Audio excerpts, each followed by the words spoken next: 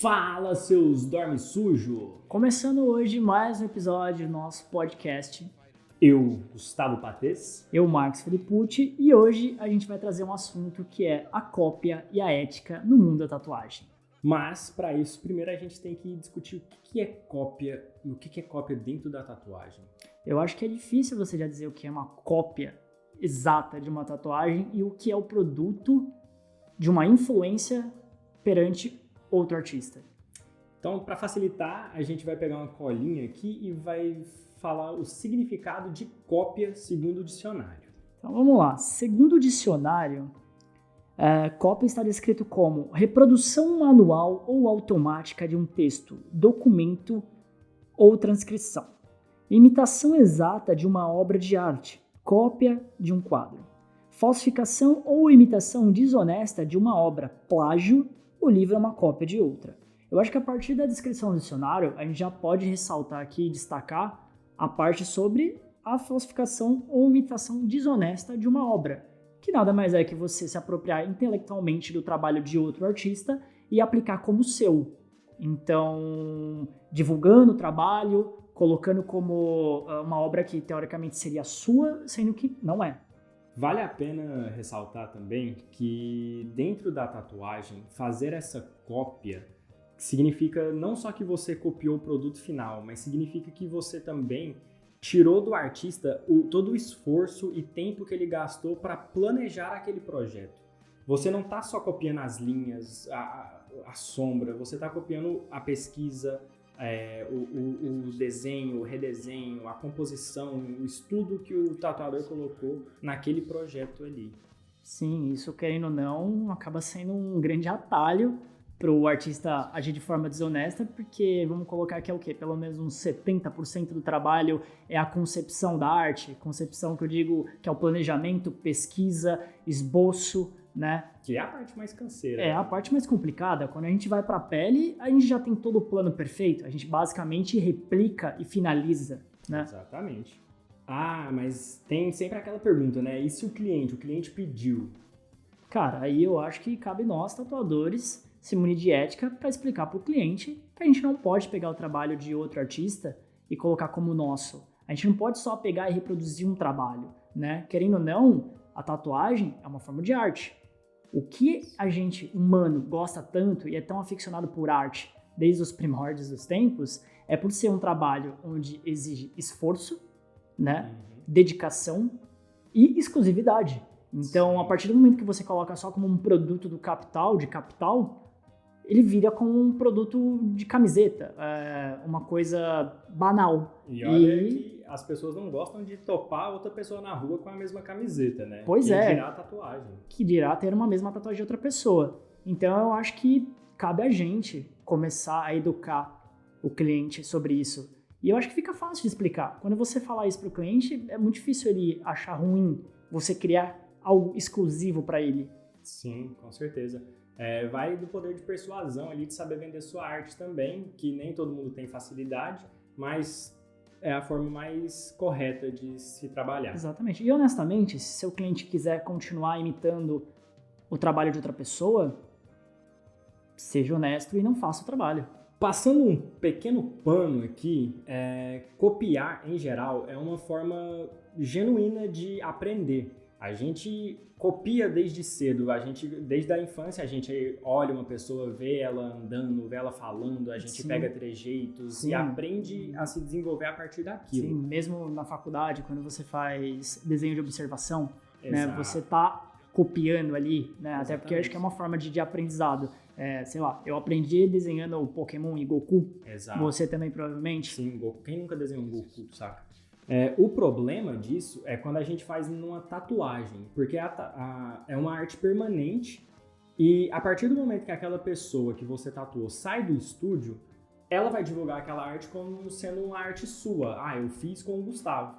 Então você toma crédito por um trabalho que não é seu. Exatamente. E isso o conceito de plágio é isso, você divulgar um trabalho que não é seu, apropriando dele. Sim, perfeitamente. Então a gente não desmotiva a cópia, mas como forma de estudo. Mas o problema é que a forma de estudo limite-se ao papel, limite-se a alguma coisa que não vai ficar com o seu nome como seu trabalho.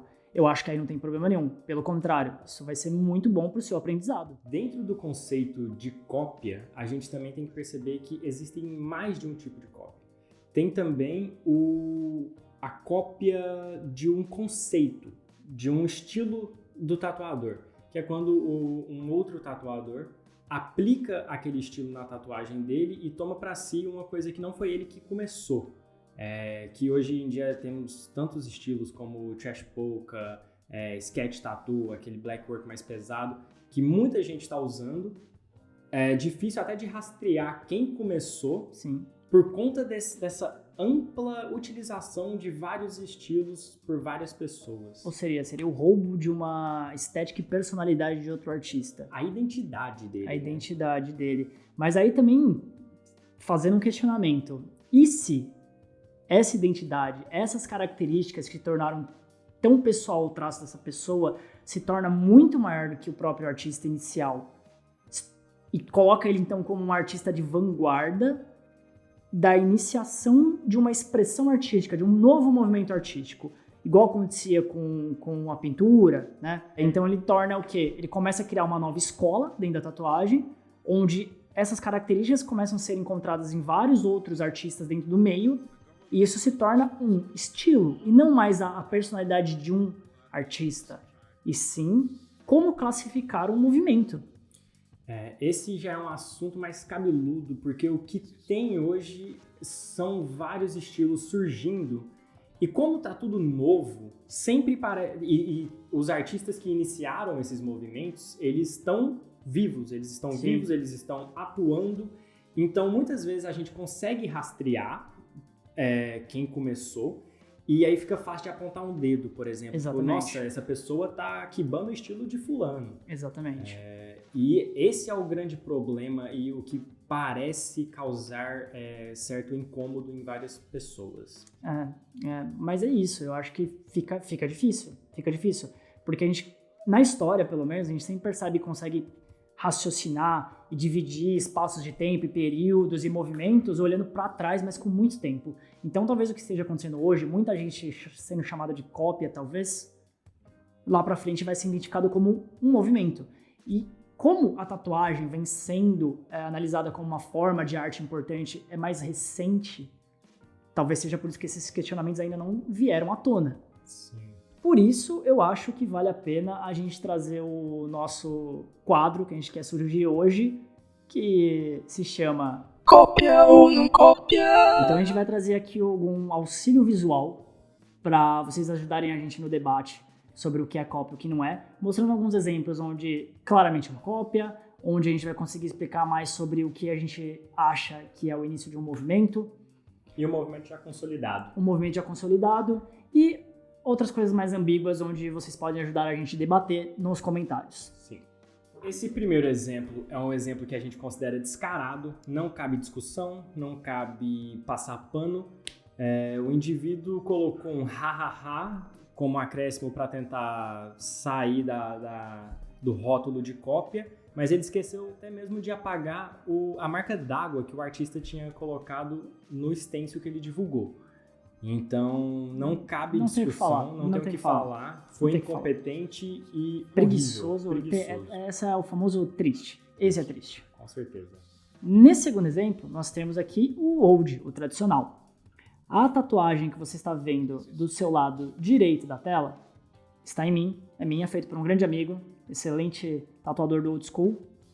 E o desenho do seu lado esquerdo, que nós não temos o rastreio porque a gente não achou a publicação original, partem do mesmo desenho, partem da mesma referência. O que dentro do old school acaba sendo uma coisa natural. Mas por quê? Porque isso começou assim. Isso faz parte da cultura inicial do movimento. Tinha significado por trás de cada imagem que as pessoas queriam representar para contar uma história. Para contar uma história. Sim, isso vinha dos marinheiros. Então, de acordo com o que eles viam nas viagens, de acordo com o que eles passavam nas viagens, eles faziam tatuagens para marcar aqueles acontecimentos. Então era muito comum, até porque não começou com uma forma de arte necessariamente, era muito mais sobre marcar o corpo mesmo, uma coisa até quase mais tribal. Sim. Então eu acho que aqui já não cabe mais a gente julgar, porque isso é uma coisa do movimento Já está consolidado, é assim que funciona. Se torna natural. Lembrando que, claro, não é legal você passar linha por linha.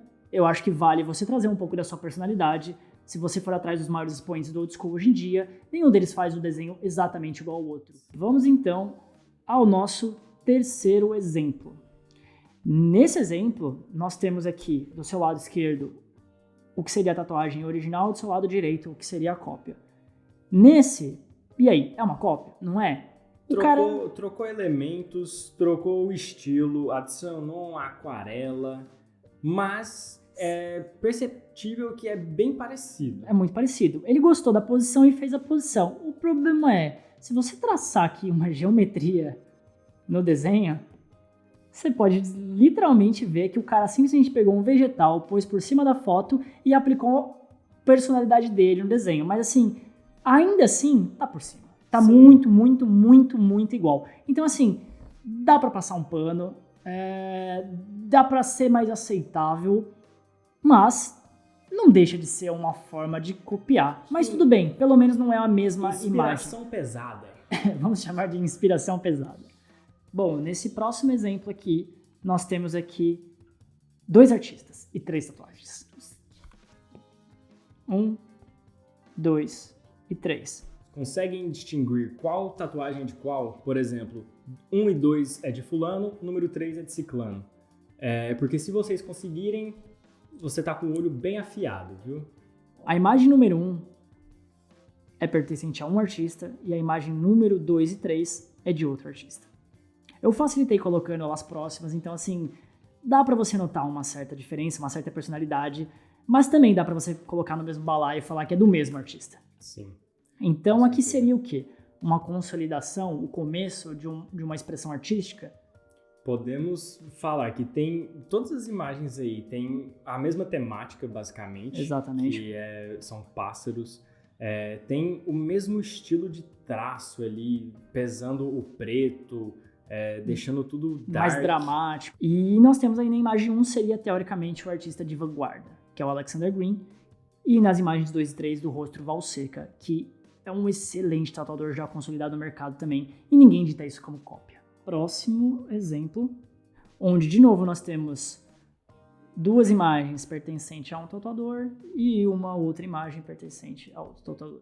De novo nós temos aqui, na imagem 3, o Alexander Green, que seria de novo o artista de vanguarda, e nas imagens 1 e 2, o Oliver Ruiz, que também é outro artista já consolidado no mercado. Se você quiser achar uma diferença, é a edição de fotografia, que o número 3 está um pouco mais desaturada.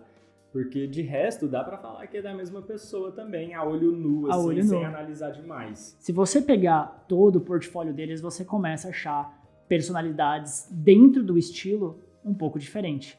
Então, na tatuagem, já podemos perceber que tem vários movimentos, estilos que já estão consolidados. Ou se consolidando. Que tem traços parecidos, que tem composições, temas que são sempre recorrentes e que as pessoas tomam para si um pouquinho de cada, trazendo um pouco do seu estilo, da sua identidade.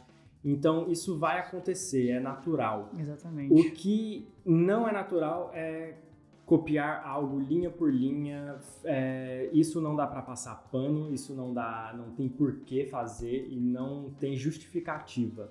Fazer uma cópia linha por linha de um desenho é onde não pode acontecer. É inaceitável. Então eu acho que é isso, eu acho que a gente tem que julgar com calma, caso a caso, entender que a gente como artista erra, talvez às vezes a gente siga referências demais, e isso pode acontecer. O importante é a gente ter esse diálogo aberto e essa consciência de estar sempre querendo melhorar para não ser uma cópia, para não ser uma emulação de outro artista, né? Para você ter sua personalidade, sua identidade, para que os clientes procurem isso em você, inclusive. Eu acho que com o tempo, se esse papo, esse diálogo ficar aberto entre os tatuadores, as cópias descaradas vão diminuir e talvez essa percepção de movimentos estéticos, movimentos artísticos dentro da tatuagem sejam cada vez mais entendidos e comecem a ser tratados tais como, e não só pessoas que parecem outras pessoas.